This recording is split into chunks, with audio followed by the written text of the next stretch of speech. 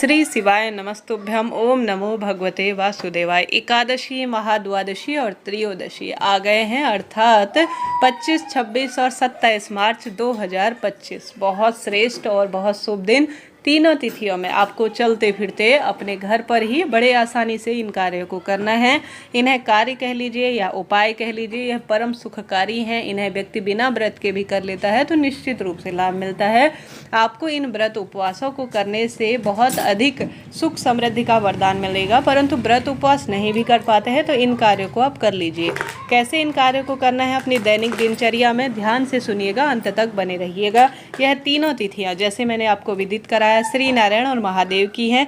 त्रयोदशी अर्थात महादेव को समर्पित प्रदोष व्रत, द्वादशी अर्थात सबसे श्रेष्ठ द्वादशी और एकादशी अपने आप में दुर्भाग्य को दूर करने वाली और इस महीने की सर्वश्रेष्ठ तिथि कही जाती है। महादेव की पूजा से श्री नारायण प्रसन्न होते हैं और श्री नारायण की पूजा से महादेव स्वतः ही प्रसन्न हो जाते हैं। तो आपको कार्य उपाय कैसे करना है, कैसी अपनी इन 3 दिनों में आपको दिनचर्या रखनी है, आरंभ करते हैं। बस आपसे अनुरोध है, पूरा वीडियो सुनिएगा और साथ के साथ आप सभी कमेंट्स में भगवान के नाम मंत्र का सुमिरन जरूर से कीजिएगा। सबसे पहले तीनों तिथियों में जल्दी उठें। घर के दरवाजे पर मैं हमेशा कहती हूँ जल का छिड़काव करें और घर के दरवाजे पर मेरे महादेव, मेरे श्री नारायण आएंगे ऐसी प्रार्थना करते हुए दीपदान जरूर से करें। उसके बाद तीनों तिथियों में आप कोशिश करें गंगा जल मिश्रित जल से अपने घर पर स्नान करें। विधि विधान से इन दिनों झूठ, छल, कपट इन चीज़ों से काफ़ी दूर रहे। भगवान जी कहते हैं निर्मल मन जन सोह मोहि पावा, मोहे छल छिद्र कपट न भावा। भले ही भगवान की पूजा कम करें,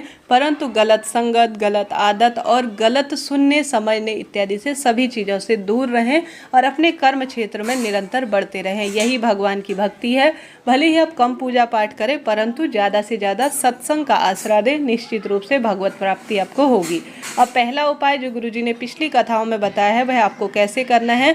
इस उपाय में गुरुजी कहते हैं कांता चक्र भगवान का आपको नाम लेना है और भगवान विष्णु और महादेव का ध्यान करना है। कांता चक्र भगवान श्री नारायण और महादेव का ध्यान करते हुए आप सभी को लेना है एक लाल फूल और एक सफ़ेद फूल और एक शमी का पत्ता। शमी का पत्ता आपको बहुत आसानी से मिल जाएगा, किसी कारण से नहीं मिलता है तो शमी पत्ते के स्थान पर आप चावल का दाना भी ले सकते हैं। एक शमी का पत्ता, सफ़ेद फूल और आपको एक लाल फूल। कांता चक्र भगवान की जय, श्री नारायण की जय, महादेव की जय कहते हुए आप सभी को माता अशोक सुंदरी के स्थान पर जल चढ़ाने के बाद समर्पित कर देना है। लाल फूल श्री नारायण को बहुत प्रिय है, सफ़ेद फूल महादेव को बहुत प्रिय है और जो शमी का पत्ता होता है उसे शिवलिंग पर चढ़ाने से उतना ही फल मिलता है जितने एक शमी के पत्ते में छोटे छोटे से पत्तियां लगी रहती है। तो यह अश्वमेध यज्ञ के बराबर फल देने वाले कार्य में माना जाता है। इसमें आप श्री नारायण का भी ध्यान कर लेंगे, माता अशोक सुंदरी का भी ध्यान कर लेंगे, कांता चक्र भगवान का भी ध्यान कर लेंगे और श्री नारायण की भी स्मृति कर लेंगे।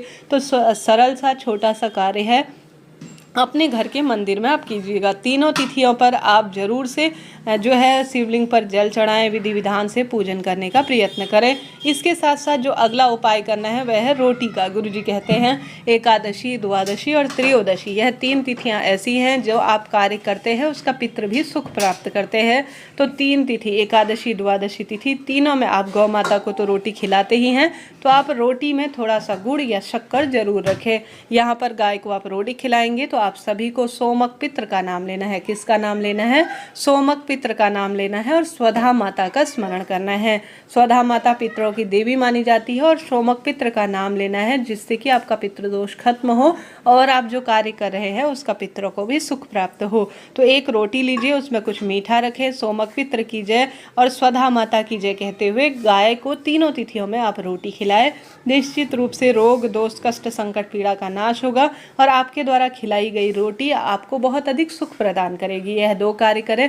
बात आती है तीसरे उपाय की जो कि दीपदान से संबंधित है। देखिए एकादशी, द्वादशी और त्रयोदशी तिथि पर किया जाने वाला दीपदान हमारे पितरों को राह दिखाता है, उनके मोक्ष के द्वार प्रशस्त करता है, सुख समृद्धि का वरदान देता है और हमेशा ही दुख दरिद्रता का अंत करता है।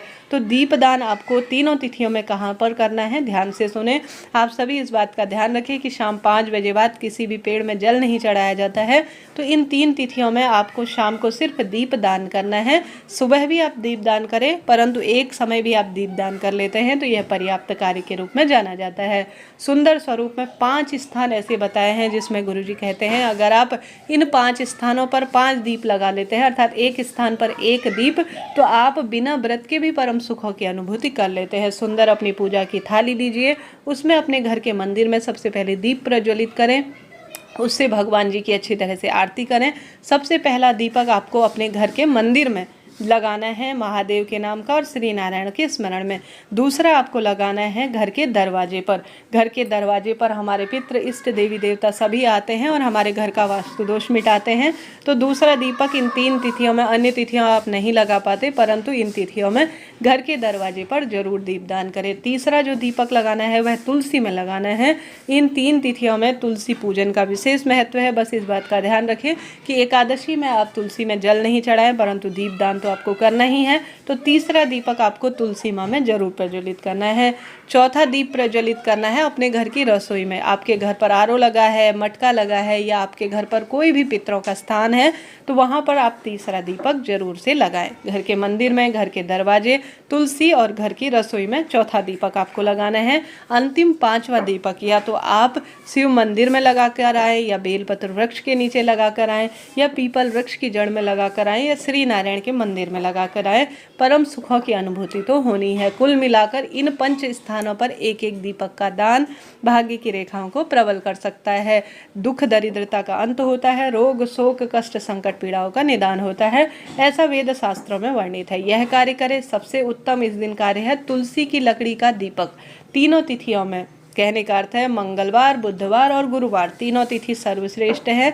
तुलसी की लकड़ी का दीपक घर पर लगाने से आप अश्वमेध यज्ञ हवन के समान फल पाते हैं। तो अपने घर पर सूखी तुलसी की लकड़ी लीजिए। एकादशी, द्वादशी, त्रयोदशी तीनों तिथियों पर अपने घर के मंदिर में जो श्री नारायण की मूर्ति प्रतिमा है उनके समक्ष आप हल्का सा रुई लेकर, कलावा लेकर, उसमें डालकर अच्छी तरह से भगवान का नाम मंत्र ध्यान करते हुए घर की मंदिर में या श्री नारायण के मंदिर में दीपदान जरूर करें। साथ के साथ संभव हो तो आप 11, 21, 5 जितने हो आपसे बेलपत्र शिवलिंग पर समर्पित करें, जितना हो आपसे तुलसी पत्र श्री नारायण के निमित्त समर्पित करें। शिव मंदिर, श्री नारायण के मंदिर में झाड़ू लगाएं, महादेव की भक्ति करें। इन दिनों आप सभी ओम नमो भगवते वासुदेवाय या श्री शिवाय नमस्तुभ्यम जैसे महामंत्र, जिन्हें चलते फिरते उठते बैठते किसी भी अवस्था में जाप कर लिया जाता है, अगर आप करते हैं तो परम तत्व सुखों की अनुभूति होती है और जीवन में अपने आप ही सुख मिलना आरंभ हो जाते हैं। तो कोई भी आप जो कार्य कर रहे हैं उसे भले मन से करें।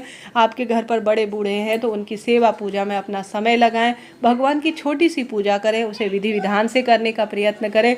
जरूरतमंद की सेवा करें, गौ माता, नंदी बाबा की सेवा करें, महादेव की पूजा, श्री नारायण की पूजा सीधे सरल तरीके से करें, नाम मंत्र का जाप करें। यही एकादशी, द्वादशी और त्रयोदशी व्रत को करने के नियम के रूप में कहा गया है। तो सच्चे भाव सच्चे मन से इस तरह आप दीपदान करेंगे, गौ माता की सेवा करेंगे, मंत्र जाप करेंगे, महादेव श्री नारायण की पूजा करेंगे, तो आपका व्रत उपवास अपने आप ही सफल हो जाएगा। आशा है, उम्मीद है वीडियो उपयोगी रहा होगा।